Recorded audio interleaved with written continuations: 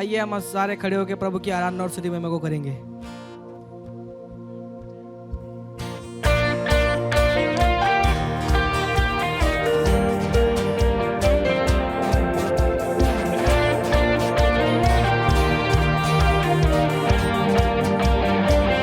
मैं हूँ तेरा यीशु, तू मेरा, सारा जहां मुझे तुझ में मिला। मैं हूँ तेरा यीशु, तू मेरा,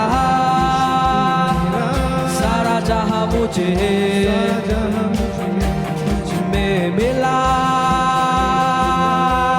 तू ही है जीवन, है मेरी चाहत, तू ही खुदा है मेरी मोहब्बत। तू ही है जीवन, है मेरी चाहत, तू मिला तो मुझे सब तुझ में मिला। बेइंतहा प्यार है तुझसे मेरे मसीह, चाहूं तुझे पूरे दिल से, तेरे जैसा कोई नहीं। बेइंतहा प्यार है तुझसे मेरे मसीह, चाहूं तुझे पूरे दिल से, तेरे जैसा कोई नहीं।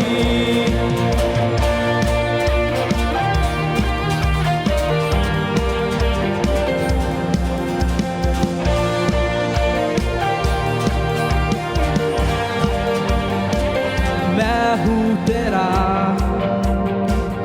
यीशु, तू मेरा, सारा जहां मुझे तुझ में मिला। मैं हूँ तेरा यीशु, तू मेरा, सारा जहां मुझे तुझ में मिला। तू ही है जीवन, है मेरी चाहत, तू ही खुदा है मेरी मोहब्बत। तू ही है जीवन, है मेरी चाहत, तू मिला तो मुझे सब तुझ में मिला। बेइंतहा प्यार है तुझसे मेरे मसीह, चाहूं तुझे पूरे दिल से, तेरे जैसा कोई नहीं। बेइंतहा प्यार है तुझसे मेरे मसीह, चाहूं तुझे पूरे दिल से, तेरे जैसा कोई नहीं।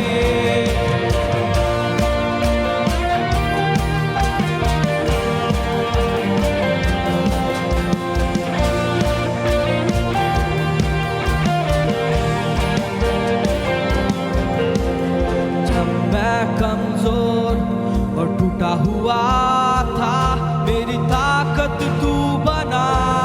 जब मैं खाली अधूरा था, मेरा प्याला तूने भरा।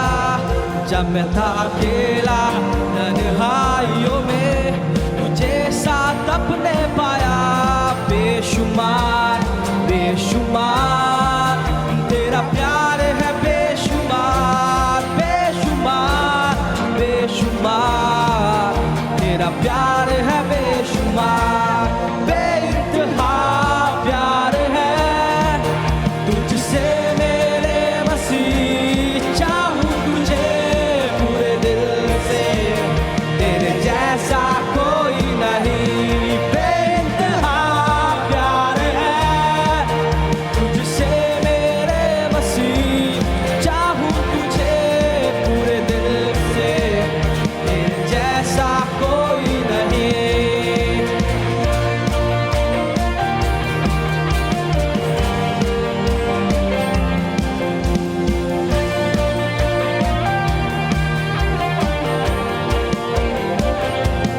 तू ही है जीवन, है मेरी चाहत, तू ही खुदा है मेरी मोहब्बत। तू ही है जीवन, है मेरी चाहत, तू मिला तो मुझे सब तुझ में मिला।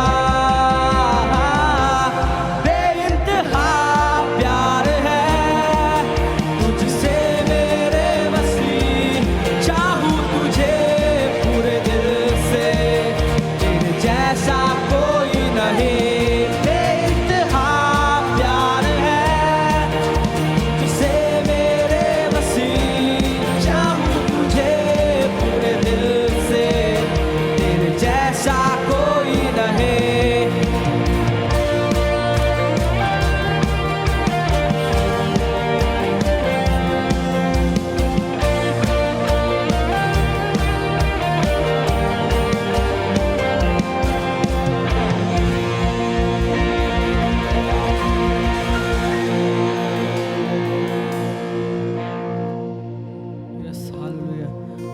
वीडियो जितने भी यूट्यूब के माध्यम से देख रहे हैं, ऑनलाइन देख रहे हैं, आइए हम सब अपनी आंखों को बंद करेंगे और एक क्षण लेंगे जहाँ जहाँ पे आप बैठे हैं, घरों में या कहीं पे भी हो, अब एक क्षण लेंगे और प्रभु का धन्यवाद देंगे और बोलेंगे प्रभु तू योग्य है, प्रभु तू आराधना के योग्य है, प्रभु आपने हमारे को जीवन दिया, इसके लिए आप योग्य हो।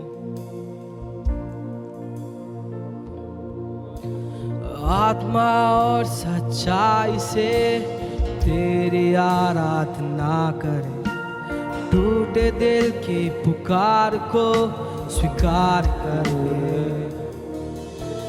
आत्मा और सच्चाई से तेरी आराधना करे, टूटे दिल की पुकार को स्वीकार कर ले। तू दिखे मैं छिपूं तुझ में, दिल की यही आरज़ू आराधना के योग्य है, महिमा के योग्य है, सजदा के योग्य है। यीशु तू ही है, आराधना के योग्य है, महिमा के योग्य है, सजदा के योग्य है। यीशु तू ही है, ओ यीशु है।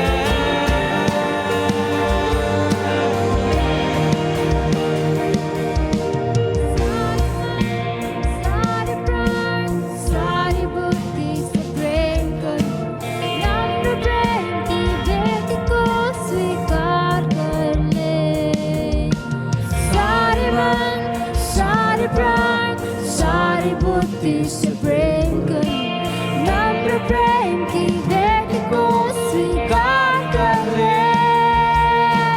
तू दिखे मैं छिपूं तुझ में, दिल की यही आरज़ू आराधना के योग्य है, महिमा के योग्य है, सजदा के योग्य है।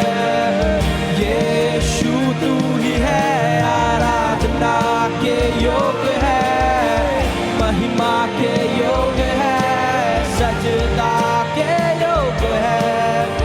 यीशु तू ही है, आराधना के योग्य है, महिमा के योग्य है, सजदा के योग्य है। यीशु तू ही है, आराधना के योग्य है। मेरे प्रिय आइए हम सब मिलकर उस परमेश्वर की आराधना करें जिसने आपको और मुझे हर चीजों से बढ़कर प्रेम किया है।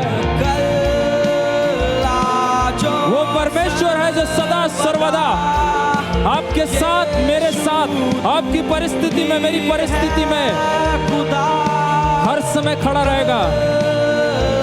आइए विश्वास के साथ अंगीकार कीजिए, परमेश्वर हर एक बंधन को आज तोड़ देगा। वो राज करे, तू राज करे, तू राज करे सारी दुनिया। आइए गाइए मेरे प्रिय, अपने हाथों को उठाकर और अपने आवाजों को खोलकर, आइए अपने मुंह को खोलकर परमेश्वर की आराधना करें और जोर से गाए, प्रभु तू राज कराए हमारे शहर में, इस फरीदाबाद शहर में परमेश्वर, हमारे राज्य में परमेश्वर, हमारे देश पर परमेश्वर। वो सारे घुटने टीके, यीशु नाम के लिए। मेरे प्रिय बाइबल बताती है कि हर एक जीव ये अंगीकार करेगी यीशु ही प्रभु है, और हर एक घुटने यीशु के सामने झुकेंगे। आइए अपने हृदय को तैयार करें और बोले, प्रभु हर एक जीव ये अंगीकार करेगी कि तू राजाओं का राजा है, और हर एक घुटने तेरे सामने झुकेंगे, क्योंकि तू बादशाह परमेश्वर है जो हर चीजों को देखता है। आइए आवाज उठाकर गाइए, प्रभु तू राज्य करने पाए हमारे शहर पर, हमारे घर में प्रभु, हमारे परिवार में प्रभु। Yes Lord. घुटने टिके सारे और आवाशंदेरारा। आइए मेरे प्रिय अपने हाथों को उठाकर गाएंगे, प्रभु राज करे, तू राज करे, तू राज करे सारी दुनिया पे। घुटने टिके सारे, घुटने टिके, घुटने टिके यीशु नाम के। आइए अपने आवाजों को उठाकर गाए, राज करे, तू राज करे, ओ यीशुआ राज करे सारी दुनिया पे। घुटने टिके सारे घुटने टिके, प्रभु, घुटने टिके यीशु नाम के लिए। ऐ खुदावन आसमान तेरा तख्त और धरती तेरी चौकी है प्रभु। क्या इस सौभाग्य की बात है परमेश्वर कि इस धरती पे हम पाए जाते हैं खुदावन, और हम ये विश्वास करते हैं और ये अंगीकार करते हैं प्रभु, हमारे घुटने केवल तेरे सामने झुकेंगे प्रभु। हम केवल आपको ऊंचा उठाएंगे प्रभु, क्योंकि आप आराधना के योग्य परमेश्वर हैं। आराधना की योग्य परमेश्वर हैं आप प्रभु। आप ही वो परमेश्वर हैं। Yes Lord. यीशु तू ही। आइए गाएंगे, आराधना के योग्य है, महिमा के योग्य है। आइए मेरे प्रियो अपने मुंह से इस बात को अंगीकार करें, केवल तू ही है प्रभु आराधना के योग्य, केवल तू ही है महिमा के योग्य है, सजदा के योग्य है। यीशु तू ही है। आसमानी बाप, इस समय आपकी हजूरी में आते हैं नम्रता और दीनता के साथ प्रभु। हमारा सौभाग्य क्या है कि हम आपकी हजूरी में बैठे हैं प्रभु, और हम क्या हैं जो तेरे सामने आने पाए प्रभु। पर यह हमारी खूबी है कि प्रभु हम आपके साथ बैठने पाते हैं खुदाओं। तेरा धन्यवाद देते हैं।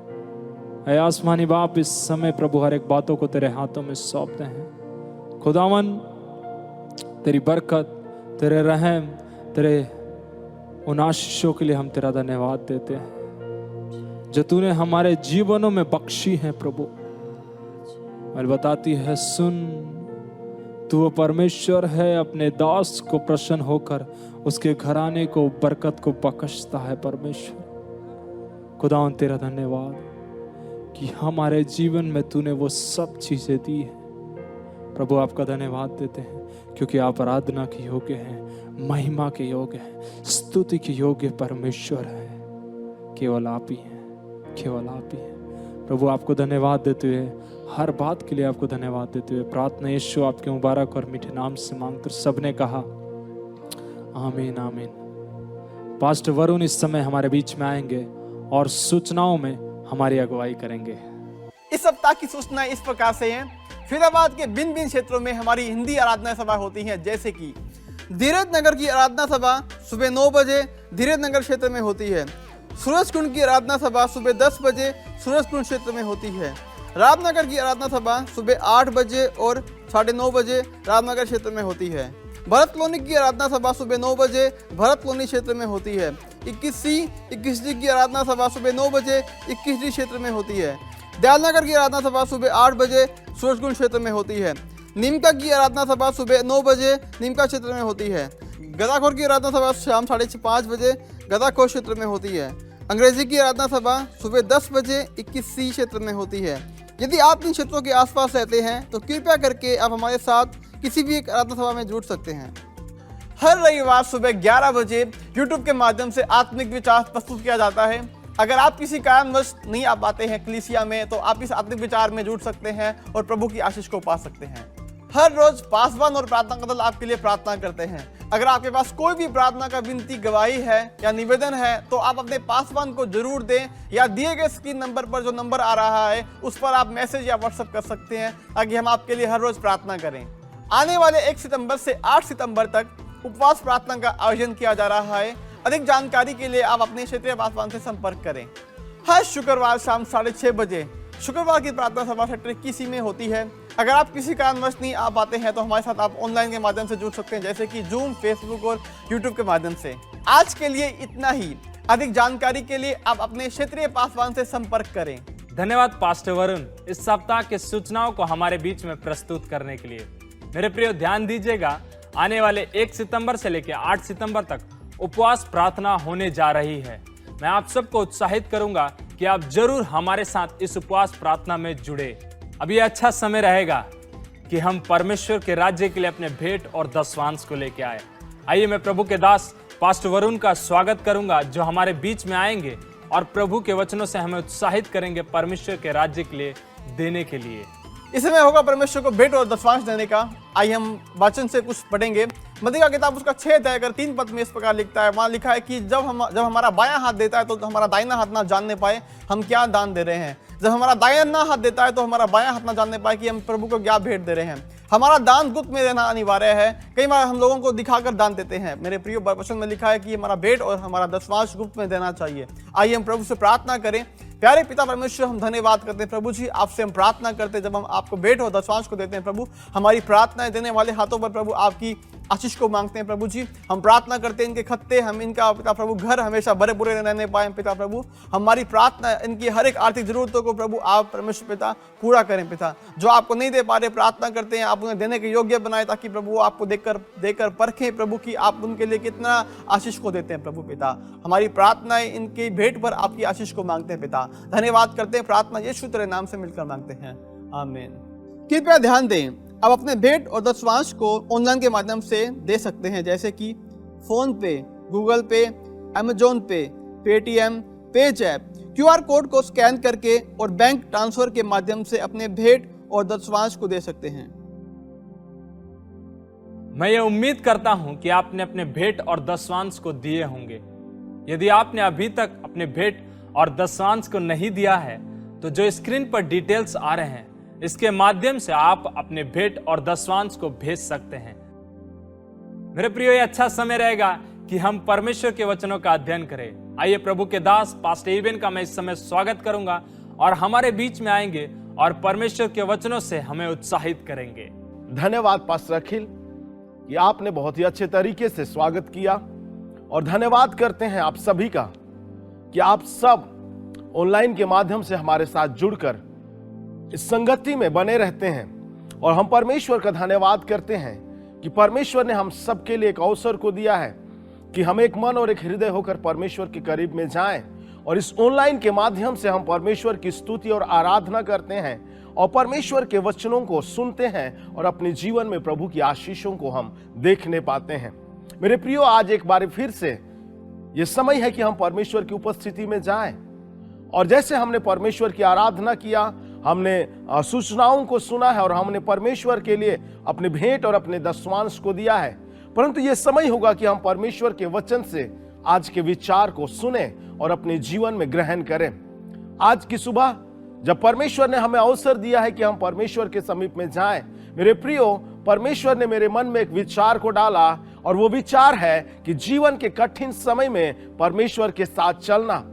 हम जानते हैं हमारे जीवन में कहीं ना कहीं कई ऐसे पल आते हैं, कई ऐसे क्षण आते हैं जहां पर हम व्यक्तिगत रूप से कठिनाइयों का सामना करते हैं, पारिवारिक रूप से कठिनाइयों का सामना करते हैं, और जब हम कठिनाइयों का सामना करते हैं, हमारे जीवन की परिस्थितियां हमारे विपरीत होती है।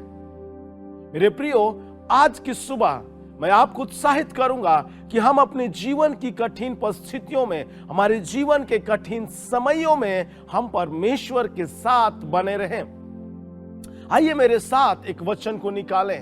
नहूम की पुस्तक उसका 2 अध्याय और उसका 1 वचन। और यहां पर इस प्रकार से लिखा है, सत्यानाश करने वाला तेरे विरुद्ध चढ़ आया है, गढ़ को दृढ़ कर, मार्ग देखता हुआ चौकस रह, अपनी कमर कस और अपना बल बढ़ा दे। परमेश्वर का वचन पढ़े जाने और सुने जाने के द्वारा परमेश्वर हमारे जीवन में आशीषों को दे।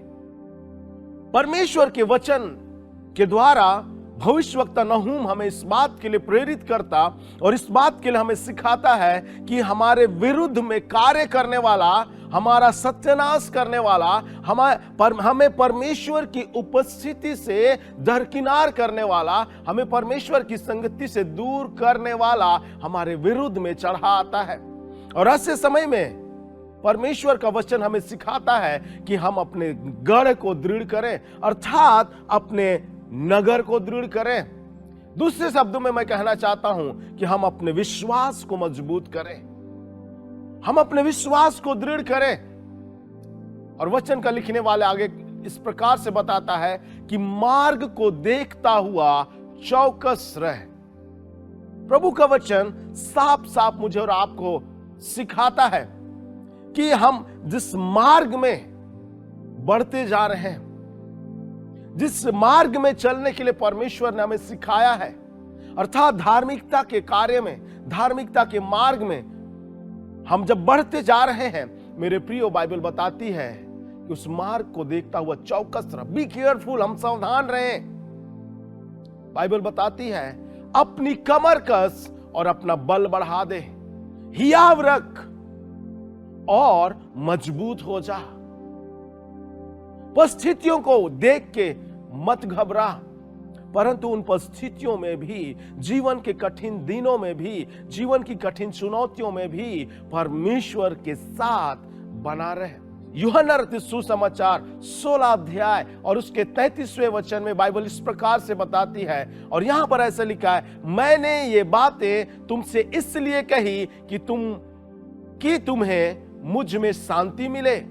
संसार में तुम्हें क्लेश होता है, परंतु ढाढ़स बांधो, मैंने संसार को जीत लिया है।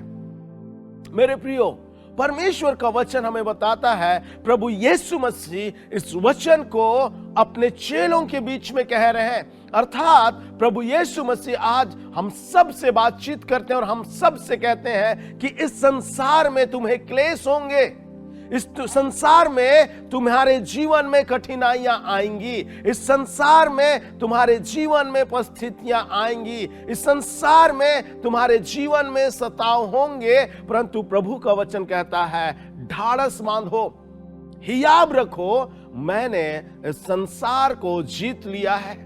प्रभु यीशु मसीह ने हमारे लिए अपने आप को बलिदान कर दिया। प्रभु यीशु मसीह ने कलवरी के क्रूस पर अपने जान को देने के द्वारा इस संसार पर जय को प्राप्त की, और मेरे प्रियो, वही जय को परमेश्वर ने हम सब के लिए दे दिया है। और इसीलिए परमेश्वर का वचन हमें बताता है और कहता है, परमेश्वर का धन्यवाद हो जो प्रतिदिन हमें जय के उत्सव में लिए फिरता है। हमारा परमेश्वर जिस पर हम विश्वास करते हैं, हमारा परमेश्वर जिसकी हम उपासना करते हैं, हमारा परमेश्वर जिसने मुझे और आपको अपनी समानता और अपने स्वरूप में बनाया, वो परमेश्वर हम सबको प्रतिदिन जय के उत्सव में लिए चलता है। मेरे प्रियो, हम जीवन के कठिन समयों में, हम अपने जीवन की कठिन चुनौतियों में, परिस्थितियों में हम परमेश्वर के साथ बने रहें और उसके मार्गों में चलते रहें। हमारा परमेश्वर जय का परमेश्वर है, हमारा परमेश्वर जीत का परमेश्वर है। उस परमेश्वर ने हमें जीत को दी है। आइए आज की सुबह मैं आपको कुछ बातों को बताऊंगा जो हमें हमारे जीवन के कठिन समय में परमेश्वर के साथ बने रहने और परमेश्वर के साथ चलने में हमारी सहायता करेगी। सबसे पहली बात मैं आपको बताना चाहता हूं, अपने जीवन की कठिनाइयों को परमेश्वर के पास लेकर आए, उससे दूर ना जाएं। दोबारा मैं कहना चाहूंगा, जब हम अपने जीवन की कठिन परिस्थितियों का सामना करते हैं, जब हमारी परिस्थितियां हमारे विपरीत होती है, और ऐसे समय में जब हम अपने जीवन में कठिनाइयों को महसूस करते हैं, ऐसे समय में हम परमेश्वर के करीब में जाएं, ना कि हम परमेश्वर से दूर जाएं। जब हम परमेश्वर के पास जाते हैं, हमारा परमेश्वर हमारा तिरस्कार नहीं करता, परंतु वो परमेश्वर हमें अपनाता है। वो परमेश्वर हमें गले लगाता, वो परमेश्वर हमारे जीवन में अपनी उपस्थिति को लेकर आता है। मैं परमेश्वर के वचन के द्वारा कुछ बातों को बताना चाहता हूं। बाइबल बताती है, भजन संहिता की पुस्तक उसका 34 अध्याय और उसका 18 वचन, और यहां पर प्रभु के वचन में लिखा हुआ है, यहोवा टूटे मन वालों के समीप रहता है और पिछे हुओं का उद्धार करता है। मेरे प्रियो, ये बात वास्तविक है, ये बात सत्य है कि परमेश्वर टूटे मन वालों के करीब में रहता है और वो उनका उद्धार करता है, वो उनको उनसे छुड़ाता है, वो उनसे उनको आजादी को देता है। मरकुस सुसमाचार उसके 5 अध्याय और उसके 21 वचन से लेकर 29 वचन के बीच में एक घटना के विषय में बाइबल वर्णन करती है। और यहां पर बाइबल बताती है एक ऐसी स्त्री के विषय में जिसको 12 वर्ष से लहू बहने की बीमारी थी। बाइबल बताती है उसने अपना सब कुछ खत्म कर चुका था अपने शारीरिक बीमारी की इलाज करने में, उसके पास कुछ नहीं बचा था। और बाइबल बताती ऐसे समय में उसने एक निर्णय को लिया। जब उसने प्रभु यीशु मसीह के विषय में सुना और यीशु मसीह के विषय में जाना, उसने अपने जीवन में सोचा और इस बात को अंगीकार किया कि मैं यीशु के पास जाऊंगी और उसके वस्त्र के आंचल को छूऊंगी और मैं चंगी हो जाऊंगी। उस स्त्री के पास और कोई उपाय नहीं था चंगाई पाने का। उसने बहुत सारे वैद्यों से उसने दवाई खाए, उसने बहुत सारे इलाज किए, बट उसकी बीमारियां, उसकी परिस्थितियां उसके विपरीत बनी रही। और ऐसे समय में वो अपनी परिस्थितियों को लेकर प्रभु के पास गई और बाइबल बताती है प्रभु ने उसके विश्वास के अनुसार उसके जीवन में चंगाई को दिया। बाइबल बताती है उस स्त्री ने यीशु मसीह के वस्त्र के आंचल को छुआ और उसी घड़ी वो चंगी हो गई, क्योंकि वो अपने परिस्थितियों को लेकर प्रभु से दूर नहीं गई, परंतु वो प्रभु के नजदीक में गई। मेरे प्रियो, आज की सुबह मैं आपको उत्साहित करना चाहूंगा, यदि आपकी परिस्थितियां आपके विपरीत में है, आप प्रभु के करीब में जाइए। वो प्रभु आपकी परिस्थितियों को ठीक करने की सामर्थ्य रखता है। मेरे प्रियो, मरकुस सुसमाचार उसका 2 अध्याय और उसके 1 वचन से लेकर 5 वचन के बीच में और एक घटना का वर्णन पाया जाता है। और बाइबल बताती है एक ऐसे व्यक्ति के विषय में जो झोले का मारा हुआ था, जो अपाहिज था, जो अपंग था, जो चलने फिरने में असमर्थ था।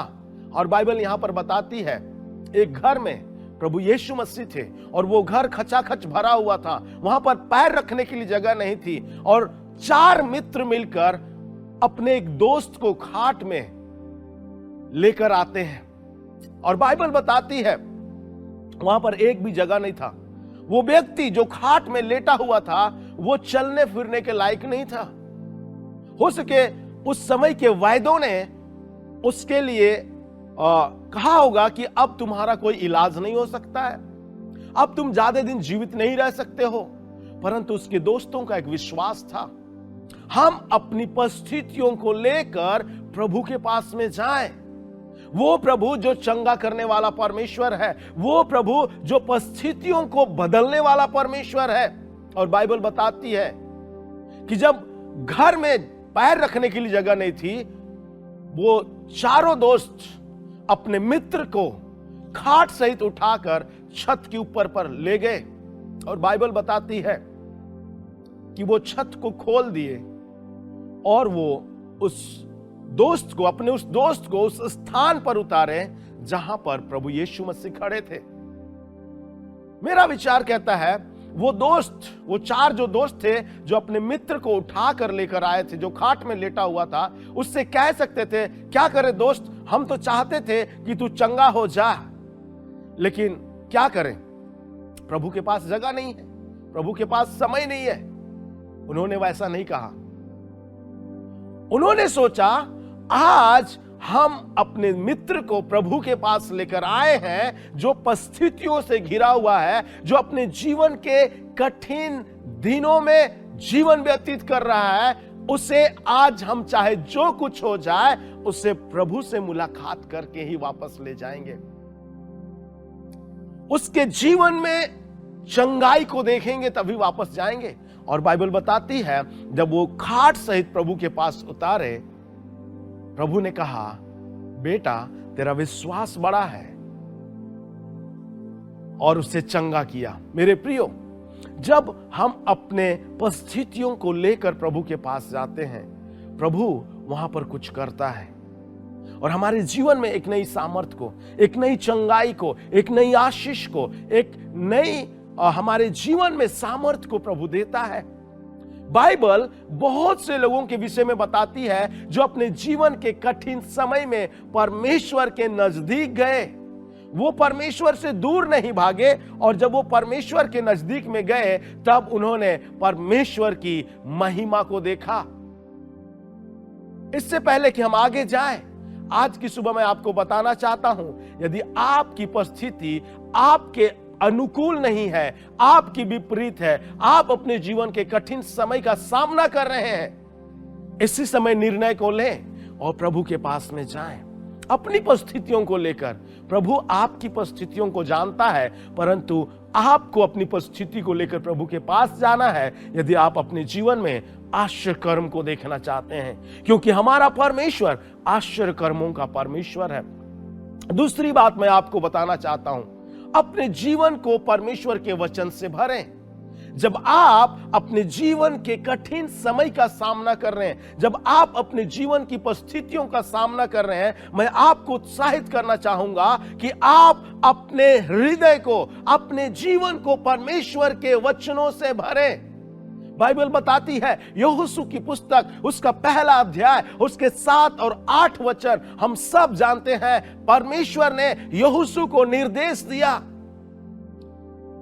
और परमेश्वर ने यहोशू से कहा, व्यवस्था की यह पुस्तक तेरे चित्त से कभी ना उतरने पाए, इसमें दिन और रात मनन ध्यान करना, इस पर मनन करना, इससे ना तो दाहिने मुड़ना और ना बाएं, और ऐसे ही कार्य करने से तेरे सब कार्य सफल होंगे और तू प्रभावशाली होगा। मेरे प्रियो, यदि आप अपने जीवन में परमेश्वर की ओर से सफलता को पाना चाहते हैं, आप अपने जीवन में प्रभावशाली होना चाहते हैं, यदि आप अपने जीवन में परमेश्वर की विजय को देखना चाहते हैं, आज की सुबह मैं आपको उत्साहित करना चाहता हूं कि अपने जीवन को, अपने हृदय को परमेश्वर के वचनों से भरें। जब आप अपने हृदय को, जब आप अपने जीवन को परमेश्वर के वचनों से भरेंगे, आप भयभीत नहीं होंगे, परंतु आप जयवंत होंगे। परमेश्वर आपको ही आपको देगा। बाइबल बताती है, यिर्मयाह की पुस्तक उसका 15 अध्याय और उसके 16वें वचन में कहती है, जब तेरे वचन मेरे पास पहुंचे तब मैंने उन्हें मानो खा लिया और तेरे वचन मेरे मन के हर्ष और आनंद का कारण हुए, क्योंकि हे सेनाओं के यहोवा परमेश्वर, मैं तेरा कहलाता हूं। मेरे प्रियो, यिर्मयाह के विषय में बाइबल बताती है, यिर्मयाह जिससे परमेश्वर ने मां के पेट में रचे जाने से पहले चुना, जिसे उत्पन्न होने से पहले परमेश्वर ने उस पर दृष्टि की। मेरे प्रियो, वही परमेश्वर ने मुझे और आपको भी चुना है, हम पर दृष्टि किया है। आज यदि हम अपने जीवन की कठिन चुनौतियों का सामना कर रहे हैं, हम ना घबराएं, भयभीत ना हो, परंतु हम परमेश्वर के वचन को अपने हृदय में अधिकाई से बसने दें। परमेश्वर का वचन हमें सिखाता है, और पौलुस परमेश्वर के वचन में लिखता है कि अपने हृदय में परमेश्वर के वचन को अधिकाई से बसने दो। मेरे प्रियो, क्योंकि परमेश्वर का वचन हमारे मन में आनंद का कारण है। यदि हमारे जीवन में परमेश्वर का वचन है, हमारे हृदय में परमेश्वर का वचन है, हम निराश नहीं होंगे परिस्थितियों को देखकर, परंतु हम उन परिस्थितियों में भी प्रभु में आनंदित रहेंगे। बाइबल बताती है प्रभु का आनंद हमारी ताकत है। और प्रभु का आनंद हमें कब मिलता है? जब हमारे हृदय में परमेश्वर का वचन बहुतायत से होता है। और यही इसीलिए आज की सुबह मैं आपको उत्साहित करना चाहूंगा कि हम अपने हृदय को परमेश्वर के वचन से भरें। भजन का लिखने वाला भजनकार दाऊद भजन संहिता 119 अध्याय और उसके 130 वचन में लिखता है कि तेरे बातों के खुलने से प्रकाश होता है, उससे भोले लोग समझ प्राप्त करते हैं। मेरे प्रियो, जब आपके हृदय में परमेश्वर का वचन बना रहेगा और जब वो वचन आपके जीवन में खुलेगा, आपके जीवन का अंधकार दूर हो जाएगा। आप परिस्थितियों से लड़ने के लिए सामर्थी हो जाएंगे और आप उस पर विजय प्राप्त करेंगे प्रभु यीशु मसीह की ओर से। मेरे प्रियो, परमेश्वर के वचन को अपने हृदय में अधिकाई से बसने दें, अपने जीवन में जगह दें। भजन संहिता 119 अध्याय उसका 105 वचन में दाऊद कहता है, तेरा वचन मेरे पांव के लिए दीपक और मेरे मार्ग के लिए उजियाला है। हां मेरे प्रियो, जब आपको अपने जीवन की कठिन परिस्थितियों में, चुनौतियों में, जब आपको कोई मार्ग नहीं दिखाई देता, आपके चारों ओर अंधेरा दिखाई देता है, परमेश्वर के वचन की ओर ध्यान लगाएं, परमेश्वर के वचन की ओर मन लगाएं, परमेश्वर के वचन को अपने जीवन में अधिकाई से बसने दें। परमेश्वर का वचन आपको मार्गदर्शन करेगा, परमेश्वर का वचन आपको जयवंत की ओर लिए चलेगा। भजनकार दाऊद भजन संहिता 119 अध्याय और उसके 89वें वचन में लिखता और कहता है, यहोवा तेरा वचन आकाश में सदा स्थिर रहता है। मेरे प्रियो, मैं आपको उत्साहित करना चाहता हूं, परिस्थितियां आपके साथ सदा तक नहीं रहेगी, परिस्थितियां आपके साथ लंबे समय तक नहीं रहेंगी। परिस्थितियां आज हैं, परिस्थितियां कल समाप्त हो जाएंगी। चुनौतियां आज हैं, चुनौतियां कल चली जाएंगी। परंतु बाइबल बताती है, परमेश्वर का वचन कहता है, परमेश्वर का वचन आकाश में अनंत काल तक स्थिर रहता है। परमेश्वर का वचन आकाश में सदा काल तक स्थिर रहता है। मेरे प्रियो, यह अच्छा समय होगा कि हम अपने हृदय को परमेश्वर के वचन से भर लें। हम अपने हृदय में परमेश्वर के वचन को अधिकाई से बसने दें। तीसरी बात मैं आपको बताना चाहता हूं, जो आपको अपने जीवन की कठिन परिस्थितियों और चुनौतियों में परमेश्वर के साथ चलने में सहायता करेगी। तीसरी बात है, अपने जीवन को चिंताओं से नहीं परंतु परमेश्वर की आराधना से भरें। फिर से एक बार मैं कहना चाहूंगा, अपने जीवन को चिंताओं से नहीं परंतु अब परमेश्वर की आराधना से भरें। मेरे प्रियो, जब हम अपने जीवन में चिंता करते हैं, हम दिन प्रतिदिन निर्बल होते जाते हैं, हम परमेश्वर के वचनों से दूर हो जाते हैं।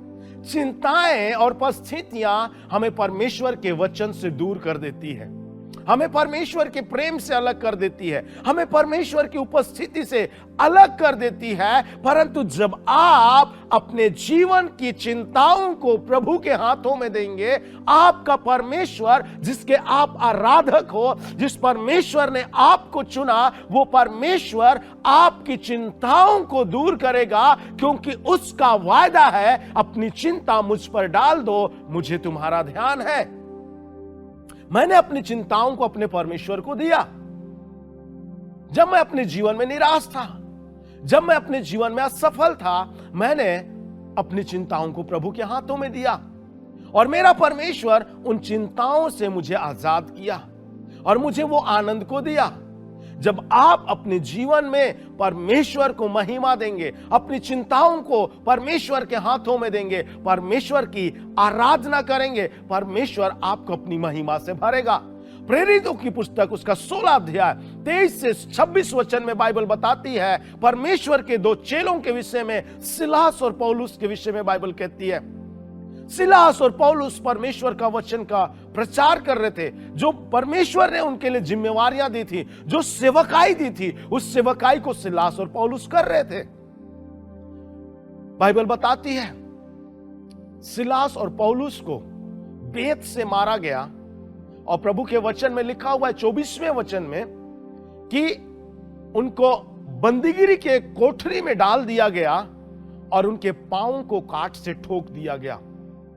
बाइबल बताती कैदी रात में सो रहे थे, परंतु सिलास और पौलुस अपनी कठिन परिस्थितियों में चिंता करने के बजाय कौन हमें छुड़ाएगा, कौन हमें बाहर निकाल लेगा, इस बात की चिंता करने के बजाय वो परमेश्वर की आराधना कर रहे थे। बाइबल बताती है उन्होंने इस बात के लिए चिंता नहीं किया कौन हमारे लिए मध्यस्थ करेगा, कौन हमारे लिए खड़ा होगा, क्योंकि वो जानते थे जिस परमेश्वर ने उन्हें चुना है वो परमेश्वर उन्हें छुटकारा देने का, उन्हें बंधुआई से बाहर निकालने की सामर्थ्य रखता है। और बाइबल बताती है जब वो आराधना कर रहे थे तो उस बंदीगिरी में एक भूकंप हुआ और बंदीगिरी की नेव हिल गई और सबके बंधन खुल गए। मेरे प्रियो, जब आप अपनी चिंताओं में भी परमेश्वर की आप आराधना करते हैं, आराधना से परिपूर्ण होते हैं, वो परमेश्वर आपके लिए महान कार्य को करता है। लूका रचित सुसमाचार उसके 13वें अध्याय और उसके 10 से 13 वचन में बाइबल बताती है एक स्त्री थी जो 18 वर्ष से कुबड़ी थी। उसने 18 सालों से कभी ऊपर आकाश की ओर नहीं देखा, उसने केवल नीचे देखा था। लेकिन मेरा विचार कहता है, जैसे मैं परमेश्वर के वचन में पढ़ता हूं, आप भी जरूर पढ़िएगा।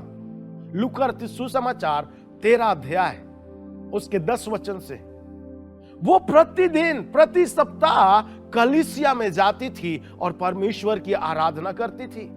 वो परमेश्वर को महिमा देती थी। उसे इस बात की चिंता नहीं थी कि कब मैं ऊपर की ओर देखूंगी, कब मैं सीधी हो जाऊंगी। वो बिना चिंता किए हुए परमेश्वर की आराधना करती थी।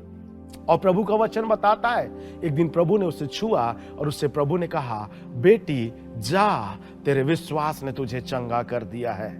हालेलुया। मेरे प्रियो, जब आप अपने जीवन को परमेश्वर की आराधना से भरेंगे, आप परमेश्वर के महान कार्यों को अपने जीवन में देखने पाएंगे। चौथी और आखिरी बात मैं आपको बताना चाहता हूं, विश्वास करें, परमेश्वर आपके दुख को आनंद में बदल देगा। भजन संहिता उसका 30 अध्याय उसका 11 और 12 वचन बताती है। भजनकार दाऊद कहता है, तूने मेरे लिए विलाप को नृत्य में बदल डाला, तूने मेरा टाट उतरवा कर मेरी कमर में आनंद का पटुका बांधा है, ताकि मेरी आत्मा तेरा भजन गाती रहे और कभी चुप ना हो। हे मेरे परमेश्वर यहोवा, मैं सदा तेरा धन्यवाद करता रहूंगा। दाऊद जो परमेश्वर के नजदीक में रहता था, जो परमेश्वर की उपस्थिति में रहता था, वो परमेश्वर जब अपने जीवन के कठिन दिनों का सामना कर रहा था, कठिन चुनौतियों का सामना कर रहा था, तब उसने परमेश्वर के पास गया, परमेश्वर पर विश्वास किया और उसने परमेश्वर से कहा कि परमेश्वर तेरा धन्यवाद करता हूं कि तूने मेरे विलाप को, मेरे दुख को नृत्य में बदल डाला है। तूने मेरे दुख को हटाकर मेरे कमर में तूने आनंद की पटुका को बांध दिया है। और ऐसे समय में परमेश्वर, मेरी आत्मा तेरी भजन गाती है। प्रभु मैं तेरा धन्यवाद करता हूं। मेरे प्रियो, बाइबल बताती है दूसरा राजा उसका 20 अध्याय 1 से 6 वचन के बीच में बाइबल राजा हिजकिय्याह के विषय में बाइबल बताती है। हिजकिय्याह के विषय में हमने कई बार सुना है। बाइबल बताती है यशायाह भविष्यवक्ता के द्वारा परमेश्वर ने बातें की और यशायाह भविष्यवक्ता को परमेश्वर ने हिजकिय्याह के पास भेजा। और बाइबल बताती है हिजकिय्याह से यशायाह ने कहा कि परमेश्वर के हिजकिय्याह से यशायाह ने कहा कि आज से तू परमेश्वर के भवन में कभी नहीं जा पाएगा, इसलिए जो कुछ तुझे करना है तू आज कर दे। ऐसे समय में हिजकिय्याह निर्बल नहीं हुआ, हिजकिय्याह चिंतित नहीं हुआ, परंतु बाइबल बताती है उसने विश्वास किया और दीवार की ओर मुंह किया और बिलक बिलक कर रो रो कर परमेश्वर से प्रार्थना किया। और बाइबल बताती है परमेश्वर ने उसकी प्रार्थना को सुना, उसके दुख को परमेश्वर ने आनंद में बदल दिया। और जब हम देखते हैं 6वें वचन में बाइबल बताती है यशायाह वापस आया और हिजकिय्याह से कहा कि कल से तू परमेश्वर के भवन में जा सकेगा, क्योंकि परमेश्वर ने तेरी प्रार्थना को सुना और तेरी आयु को 15 वर्ष के लिए बढ़ा दिया है। हमारा परमेश्वर महिमा का परमेश्वर है। हमारा परमेश्वर हमारे विलाप को आनंद में बदलने वाला परमेश्वर है। प्रेरितों की पुस्तक उसका 12 अध्याय और उसके 4 और 5 वचन में बाइबल बताती है कि कल पतरस बंदीगिरी में बंद था और कलीसिया परमेश्वर से लौ लगाकर प्रार्थना कर रही थी। मैं इस समय इस प्रकार से कहना चाहूंगा, जब पतरस बंदीगिरी में बंद था तब कलीसिया परमेश्वर से प्रार्थना कर रही थी। उन्होंने परमेश्वर पर भरोसा किया। वो चिंतित नहीं हुए, वो व्याकुल नहीं हुए, क्योंकि उनका विश्वास था हमारा परमेश्वर सामर्थी परमेश्वर है जो असंभव को संभव करने की सामर्थ रखता है। और बाइबल बताती है जब कलीसिया लौ लगाकर प्रार्थना कर रही थी तब परमेश्वर ने अपने स्वर्गदूत को इस्तेमाल किया और पतरस को बंदीगिरी से बाहर निकालने में सहायता किया और पतरस बंदीगिरी से सुरक्षित बाहर निकलने पाया। मेरे प्रियो, यदि आप किसी भी प्रकार की बंधुआईपन में पाए जाते हैं, आपके परिवार के लोग किसी भी प्रकार की बंधुआई में पाए जाते हैं, आइए यत्न के साथ परमेश्वर से प्रार्थना करें, लौ लगाकर परमेश्वर से प्रार्थना करें। हमारा परमेश्वर विश्वास योग्य परमेश्वर है। हमारी प्रार्थनाओं को सुनकर उत्तर देने वाला परमेश्वर है। उस परमेश्वर का वायदा है मेरे प्रियो। बाइबल बताती है यूहन्ना रचित सुसमाचार उसका 11 अध्याय और उसके 40 से लेकर 42 वचन तक में एक घटना के विषय में बाइबल बताती है।